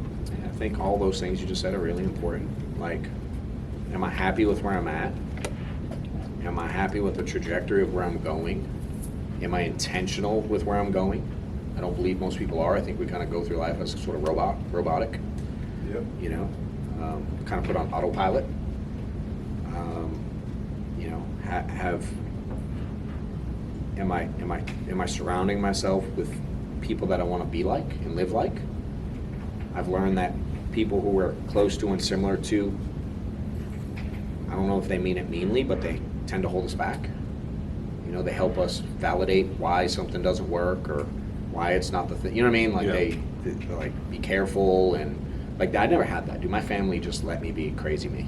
They just let me. They just leave me alone. So I've never really been held back in that sense. But I see a lot of people that are. You know what I mean? Like, ooh, that insurance. You know, that didn't work for Bob. Bob failed in insurance. You got to be very careful. Like, who you're around. You know, so I'm insanely intentional about who I'm around. I put myself in rooms, dude, where I'm like one of the least educated and brokest people there if I can. I try to get myself in uncomfortable situations. Yeah. So my question, are you putting yourself in situations where you're uncomfortable with the company you're around? Yeah. Do they challenge your thought process? You know, and then you have to decide for you and who you are and what you want to be, what you're willing to sacrifice. And, you know, a lot of people aren't willing to sacrifice things. You know what I mean? Again, the change in income changed pretty quick because of my appointments, but the feeling of like, I got money, like that didn't really happen. Now, the integrity thing was like one day, it was like, ooh, that was a big change. Like, dang. Like, that was like 1 minute to the next minute, it was like, ooh, we kept hitting refresh. Me, Andrew, and Killamet were on the phone, we're like, texting each other, like, and you just keep hitting refresh on your bank account. It was like, woo, there it is. Yeah. That was pretty cool. That moment was dope. But other than that moment, you know what I mean? Because I was making money for 3 years prior to that. I was making great money before. I was printing money. And we weren't chasing integrity. I didn't know integrity was on the table. Makes sense. We weren't looking for that. I was building a business. I was looking for time and money. We were looking for what we built. Integrity came to us through Sean. So it wasn't on the table. So I was doing very well since, 16 wasn't terrible. But I've been 7 figures since 17, you know. But that didn't happen like overnight, man. Yeah. I didn't get like comfortable with it all overnight. The fears and the not knowing where I was going to be, that didn't happen like one day. You know what I mean? Mark Kilman helped me with this some, but Mark and I really spent a lot of time talking about cash flow. And kind of his question, what I was taught, dude, was to build cash flow. And if I spend $1 to make 2, wouldn't 2 make 4? Yeah. And wouldn't 4 make 8? And wouldn't 8 make 16? And wouldn't 16 make 32? Like I was, you know what I'm saying? So I was taught to focus on the top line revenue, because the expense with time I can get rid of if I'm building a business. Yeah. You know what I mean? I'm teaching, if I teach her how to invest X amount to build this, and I teach him to build, if I teach a bunch of people how to spend that to build this, eventually I get to stop spending it. Yeah. Because it's growing at a multiple rate without I become a small part of the puzzle. Yeah. You know? Yeah. So if, like when we used to do all the lead stuff, you know, or calling all the resumes and things, all the campaigns we did, I'm like, yeah, I'm getting 300 resumes a week, great. But that wasn't a ton until I got him and her and him and that one and this one and that. They were all getting 300 resumes a week. I'm like, dude, we're getting like 2,000 resumes a week in our agency. You know, Yeah. and my efforts became a small part of it with time. You know, and the multiplication of that gets bananas. So it became teaching people how to make money. I learned how to make a bunch of money selling. So I started teaching people how to. My deal became, dude, I tried my hardest. I competed with Mark Mead and how many Hall of Fame writers he produced. I knew his number and I knew my number and I was second. I never got as many, but I was chasing that. Yeah. I was impressed by how many Hall of Fame producers came out of his agency, and I wanted that. Yeah. And that was my focus, was to help people get to that level. You know, and then we started, and the focus became, all right, we started building something. Like, cool, how can I help people build something? Yeah. How can I get people to that number? And the focus just shifted, man. And I have a question, John. What would you say, because the activity is there, right, to get to the 30, to like, we can tell people, give people a map of how to get to 30 appointments per week, what to spend, type of leads to buy. Yep. But how do you scale your agency to get to that 30 interviews per week? What would you say would be the 1 or 2 things that people can do and implement immediately to do that? Cool. I'm gonna touch on 2 things. So, I don't want to do it first. So, my method became teach people to get to 30 appointments, and if they chose not to do it, they just had to accept that this was going to be inconsistent, and they probably didn't need much from me after the first couple months, right? Because for me, it became a choice. Like door A is green grass and it's plush, and you don't have to worry about any, you know what I mean? Like, now there's hard work behind that door, but the lifestyle's this. Now this door is 15 appointments a week. It's rocky, there's thorns, it's inconsistent, it's not much work, but here's what it looks like, right? If you go behind this door, dude, I can tweak some things, I can help you get better, because I got something to work with. If you go behind this door, there's not a ton I can do, because the answer is, like, how do you overcome I want to think about it? By running 30 appointments. I don't actually care how to overcome it, because if I have 30, I never get there. I leave the house before they say that to me. Fair? And I know that. That's the actual answer. I can teach you some fancy little thing to say, but you wouldn't give a shit, dude, if you ran 30 a week. You just wouldn't care. If they don't care about their family, what do you care? Wow. I get up and leave. Wow. Right? Yeah. And I know that. So I explain door A and door B. Right? If you choose to not go in that door includes, after you're brand new, like you've been here for a minute, you don't need me anymore. You know how to get on the trainings. They all say run 30, you're going to be inconsistent. What are we talking about? In-home? Like what? What's more to talk, right? So I explain that first. And I do it nicely. That's a short version of it. You know, but the concept is, the answer is always, I will train on it, but again, my in-home, my phone, it's not that good if you're running 8 appointments a week, 12 appointments. It's just not that good. Right. I don't know how to produce a massive result with that way. I tried it, didn't work. You know, so what you're doing, keep doing it. I don't know the answer. You want it to work every time running 12 a week. I don't know the answer to that. I know how to make it work 12 times a week when you run 30. And you won't give a crap about the other 18. That's where I like to be, right? So building became the same way, right? Don comes over, I don't talk about building. Hey, you interviewing 30 yet? Nope, ain't nothing to talk about, girl. Terry wants to build. You interviewing 30 a week yet? Nope, nothing to talk about, dude. Why? It's the same as selling. But how do I get Bob started? Dude, if you interviewed 30 people a week, you wouldn't care about Bob if he didn't do what you said. Bob ain't listening. He ain't getting on trainings. He ain't showing up to my office. He ain't doing all this thing. He's complaining about it. You wouldn't care if you talk to 30 people every week. Does that make sense? It's the same for me. Yeah.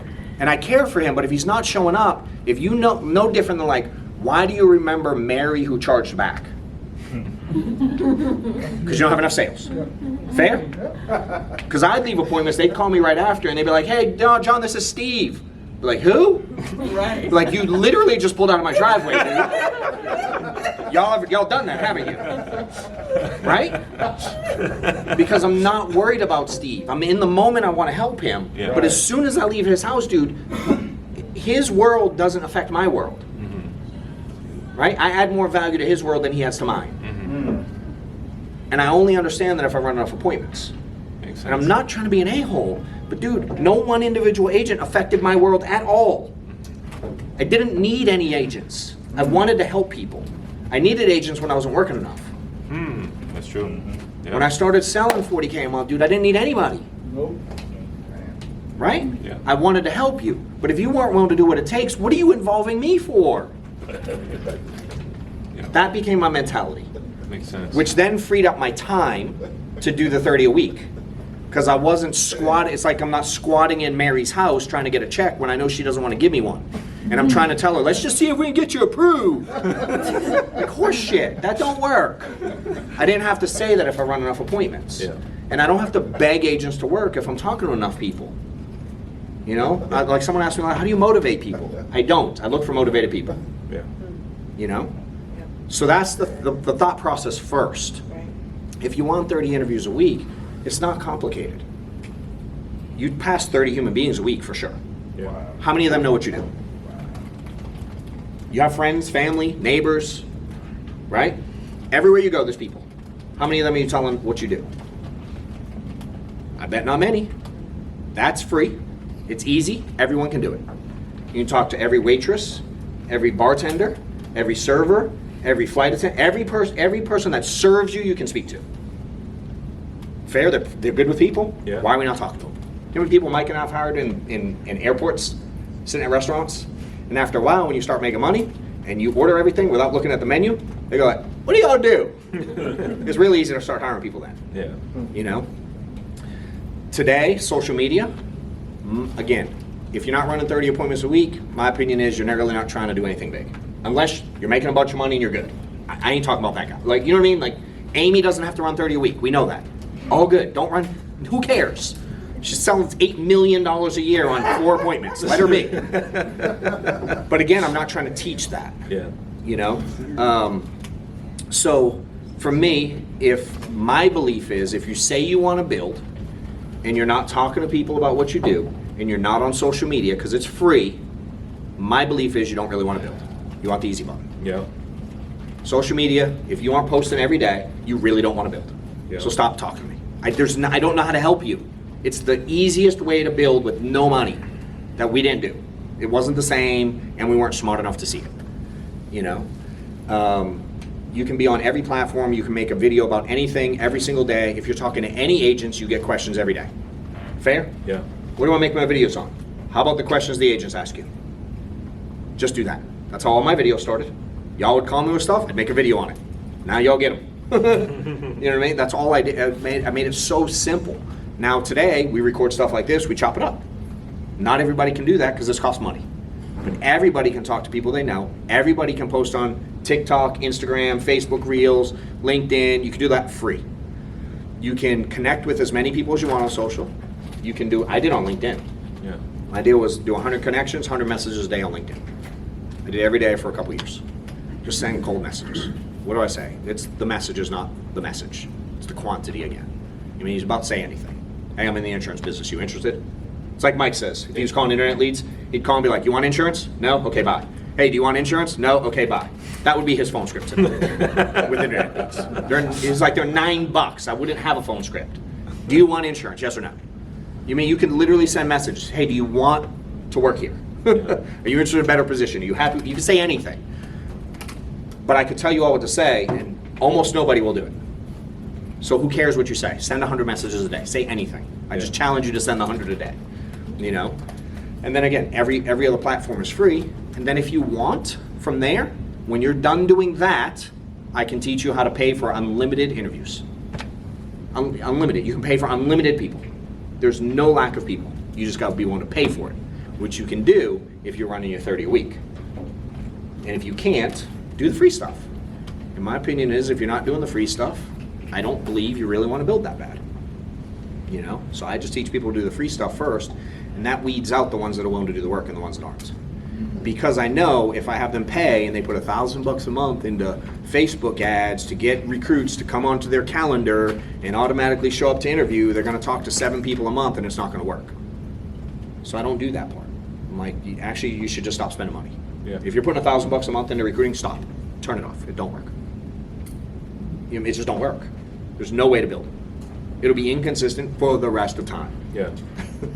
Now, if you're somehow getting 1,000 and you're getting 30 a week, keep doing it. Yeah. It's the quantity that matters more. It's like putting $1,000 in Into client leads. leads Yeah, a it's month. just- If you just do stop. 1,000 Stop. a month, yeah, it's wasting money. You know, it just doesn't work. Yeah. So and again, to get the quantity today, everybody consumes everything. You all consume everything on social media, right? It's a mass consumption. Everyone's there. Why would you not advertise and target them every day with your content? Yep. You know, So. and you can keep it super simple. So I go there. You know, does that help? Yep, good luck. Last question, Miranda. Can you touch on, I know you talked about this a lot with you and Steph when you first started building Yeah. Sacrifice, and how, what do you think that would look like if she wasn't so supportive of you building this thing? I'd be divorced. For the Zoom that didn't hear the question.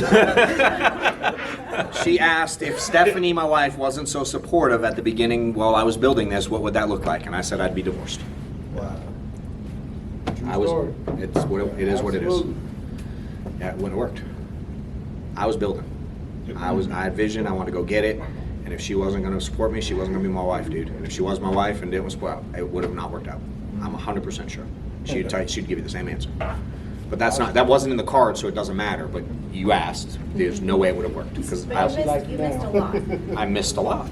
Yeah. But I see everything now. Right. And everything runs around my calendar. I schedule everything. You know what I mean? I don't have to. It's worth it so many times over. I missed a lot, but like I had Maddox somewhere with me. He gets to travel to a lot of things now and do these events and stuff with me, which is super cool.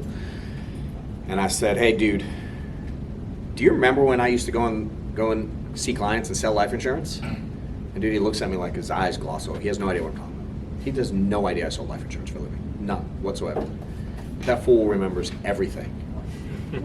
The conversations I had, and you know what I mean, like he's around the business, but he doesn't remember the missing me stage. And even the kids that are old enough to remember, they understand why. And I prefer that they see the work ethic that I put in to help change it, rather than have been at soccer practice with like the other bro parents. I'm okay missing. That didn't stress me out. You know, I didn't struggle there, to be honest. And some people don't agree with that, but it worked for us and our family. And Steph's not needy at all. She doesn't really want me around that much.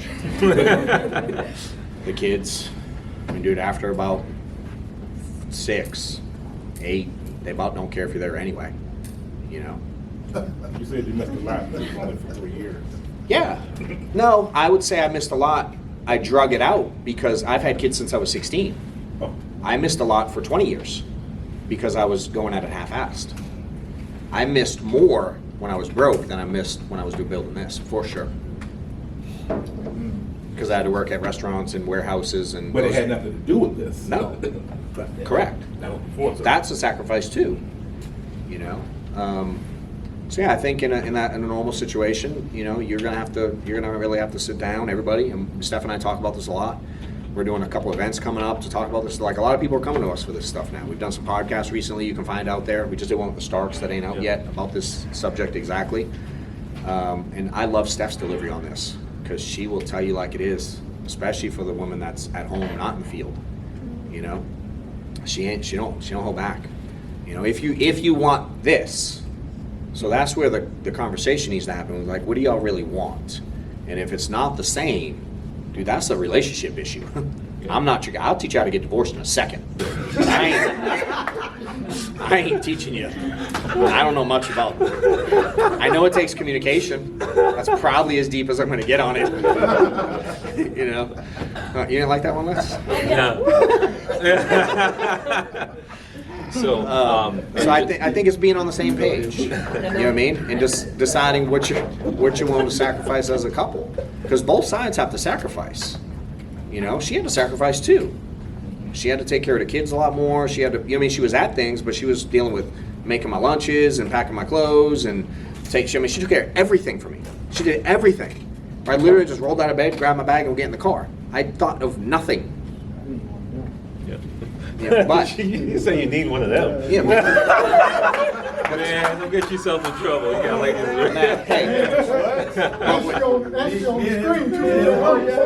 Hey, I'll tell you this though. The reason she said Hold on, guys. Hold on. she'll tell you the reason that she was willing to do that is because she saw how hard I was working for the family. So her thing is always, if you ain't working hard for the family and you expect that, you got the wrong girl.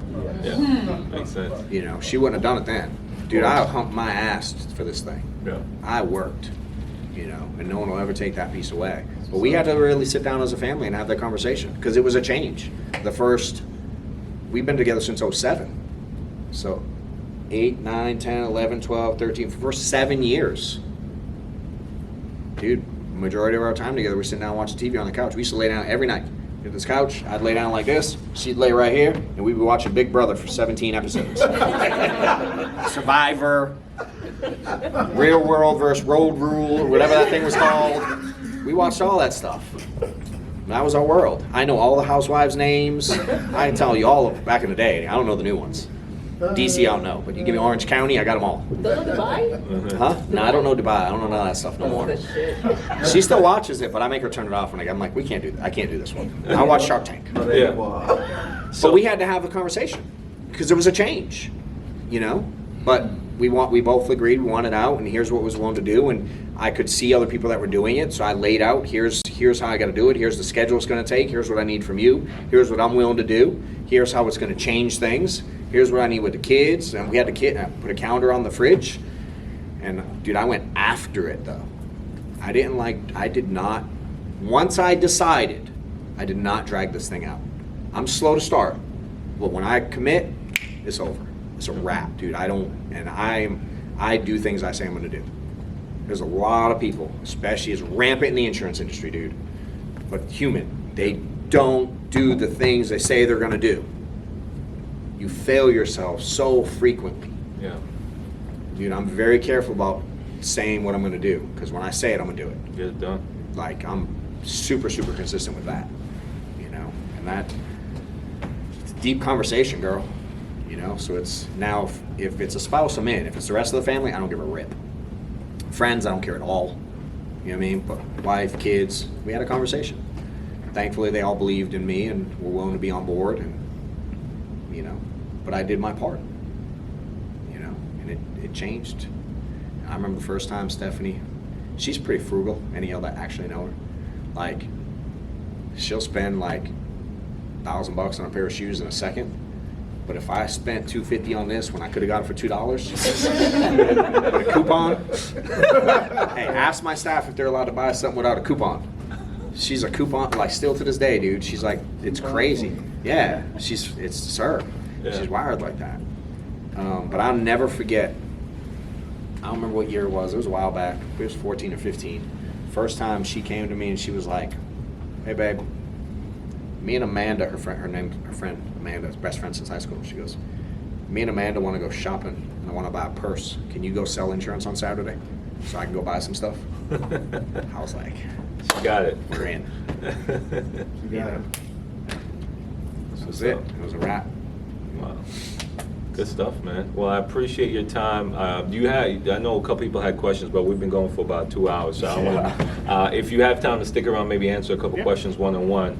But we'll wrap it up so people could get back to dialing those that got to get back on the phones. And man, truly, truly appreciate you for being transparent, you know, one, for the work that you put in to be in this position to be able to share with us and help us kind of, you know, unlock a few things. So y'all give it up for John.